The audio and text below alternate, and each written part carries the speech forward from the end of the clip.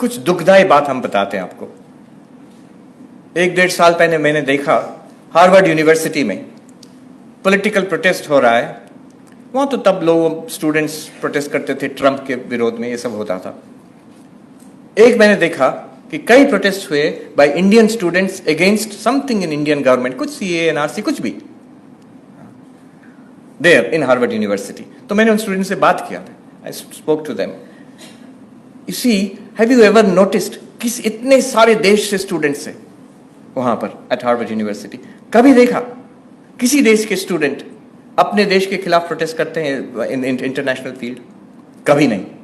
I never saw it and they also could not से, हाँ ऐसा तो कभी नहीं देखा। क्या उन सब देशों में कुछ गलत नहीं है? इंडिया से बहुत ज्यादा बुरा हाल है उधर, many many countries much worse. तो ये क्यों कर रहे हैं? अब क्यों कर रहे हैं? द रियल रीजन इज, ये बहुत खतरनाक रीजन है। इट्स नॉट रियली कि मैं ये पॉलिटिकल इशू को सपोर्ट करता हूं, हमारा गवर्नमेंट या कोई कुछ खराब कर रहा है उसके खिलाफ हम प्रोटेस्ट करें, that you can do. But मैंने एकदम नजदीक से देखा कि द रियल रीजन एक अपने ऊपर हीन मानसिकता है। आई टेल यू, दे में सी, सम ऑफ द स्टूडेंट्स में सी, उनको बुरा भी लग सकता है कि मैं बोल रहा हूं उनके बारे में ऐसा, लेकिन it's not just them, it's in all of us, उसमें है। The real reason I am protesting against my country, my government, some policy is, मैं अपने जो गोरे फ्रेंड्स हैं, white skin boys and girls in my class, उनके सामने hero बन सकूं। अपना देश, अपना कल्चर को गाली देना एक हीरो बनने का एक तरीका है, गलत तरीका है और बाउंड टू फेल। आप हीरो नहीं बन सकते, they will not respect you. लेकिन कहीं लगता है हम इनसे नीचे हैं तो कैसे इनकी बराबरी करें। I am also very cool, being cool is, I am also very cool, I can criticise my country, मैं इतना फॉरवर्ड थिंकिंग हूं। I never saw that same thing in any other student group. Unfortunate, very unfortunate. It comes from a sense of inferiority. अपने ऊपर श्रद्धा नहीं है, इसलिए अपने देश के ऊपर श्रद्धा नहीं है। Look at the difference in what Swami Vivekananda did more than 100 years ago. One of the speakers pointed out, going there at that time when this country was colonized, when this country was desperately poor, people were starving, illiterate, under a foreign power. सब लोग नीचा दिखते थे भारत को। तब के दिनों में जाकर Swami Vivekananda in the West, at no point did he ever once criticize India.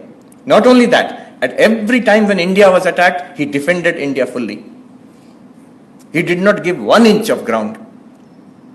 And when he came back to India, he did not spare us. Her lecture big against casteism, against the oppression of women, against superstition.